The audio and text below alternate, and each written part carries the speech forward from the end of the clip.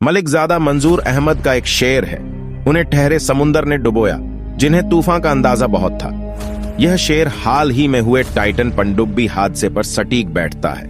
महासागर में डूबे टाइटैनिक जहाज के मलबे को देखने उतरे 5 लोग अपनी जिंदगी गवा बैठे। उन्हें उफनती लहरों ने नहीं, बल्कि शांत पानी ने अपनी आगोश में ले लिया। 18 जून को टाइटन सबमरीन अटलांटिक महासागर में 12,000 फीट नीचे गई थी।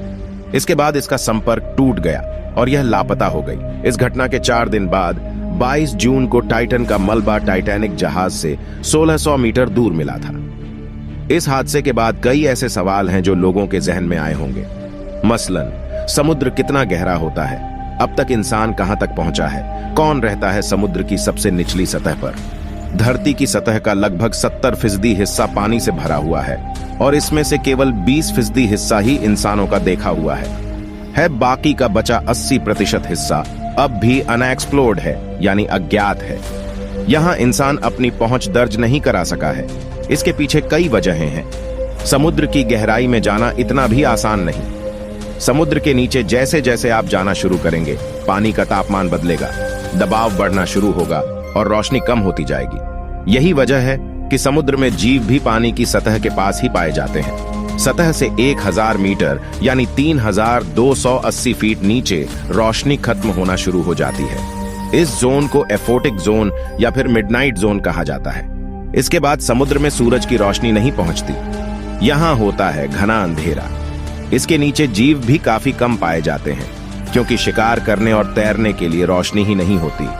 दिलचस्प यह है कि ऐसे क्षेत्र में जो जीव मिलते भी हैं, वे खुद से रोशनी पैदा करना जानते हैं। समुद्र जितना गहरा है, उससे अधिक पहेलियां इससे जुड़ी हैं। अंतरिक्ष की गुत्थियां सुलझाने के लिए इंसान स्पेस में भले ही सहजता से जाता रहा हो, लेकिन समुद्र के मामले में ऐसा नहीं है। समुद्र की गहराई को मापना अंतरिक्ष में जाने से कहीं ज्यादा कठिन है और पानी के अंदर जोखिम और रहस्य भी ज्यादा है। अंतरिक्ष में प्रेशर यानी दबाव शून्य होता है, जबकि समुद्र में ठीक इसका उल्टा है। समुद्र के अंदर जाने भर से हम पर 15 पाउंड प्रति वर्ग इंच का दबाव पड़ने लगता है। यह दबाव गहराई के साथ साथ बढ़ता चला जाता है। टाइटन पनडुब्बी हादसे की वजहों में भी यही था। पनडुब्बी पानी के दबाव से फट गई थी। टाइटैनिक जहाज का मलबा 3800 मीटर नीचे है। इतना नीचे उतरना जाहिर है कि जोखिम भरा ही है। अब बात समुद्र की गहराई की करें तो महासागर की औसत गहराई करीब 12,000 फीट है। ओशन सर्विस के हिसाब से धरती पर पानी के नीचे सबसे गहरी जगह प्रशांत महासागर में है। इस जगह को चैलेंजर डीप कहते हैं। यह प्रशांत महासागर के नीचे मारियाना ट्रेंच के दक्षिणी छोर पर है। यहां गहराई है लगभग 36,000 फीट किलोमीटर में बदलें तो करीब 11 किलोमीटर है। चैलेंजर डीप जिस मारियाना ट्रेंच के पास है, वह महासागर में मौजूद सबसे विशाल खाई है। इसकी गहराई 11 किलोमीटर से भी ज्यादा मापी गई है। इन जगहों की गहराई को ऐसे समझिए कि यहां पूरा का पूरा माउंट एवरेस्ट समा जाएगा और पता भी नहीं चलेगा। रहस्यमयी जीवों के साथ साथ निचली सतह पर एक अप्रिय चीज भी है। समुद्र के रहस्य सुलझाने में इंसानों ने समुद्र में गंदगी भी खूब फैलाई है। इसके सबसे निचले तल पर जहाजों का मलबा फैला है। इंटरगवर्नमेंटल ओशनोग्राफिक कमीशन के मुताबिक समुद्र के तल पर 3 मिलियन से भी ज्यादा जहाजों का मलबा जमा हुआ है।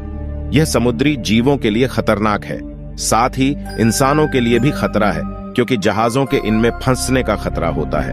आपको लग रहा होगा कि समुद्र के बारे में काफी जान लिया, लेकिन ऐसा है नहीं। यूनेस्को के मुताबिक समुद्र का अब तक केवल 5% हिस्सा ही एक्सप्लोर किया गया है, यानी यह जानकारियां सिर्फ 5% हिस्से से मिली हैं। जिस तरह फिलहाल समुद्र अथाह है, वैसे ही उसके रहस्य भी।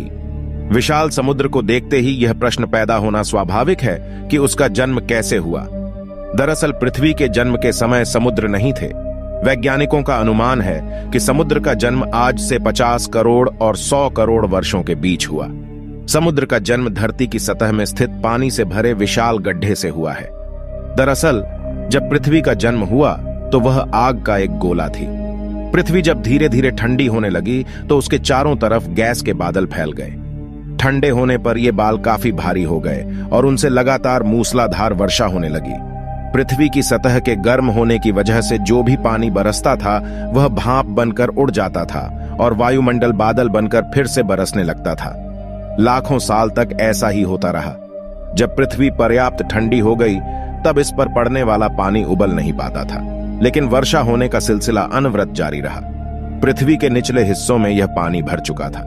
पानी से भरे धरती की सतह के ये विशाल गड्ढे ही बाद में समुद्र कहलाए। आज भी धरती की सतह पर कई महासागर हैं। उम्मीद यो भी आपको पसंद आई होगी।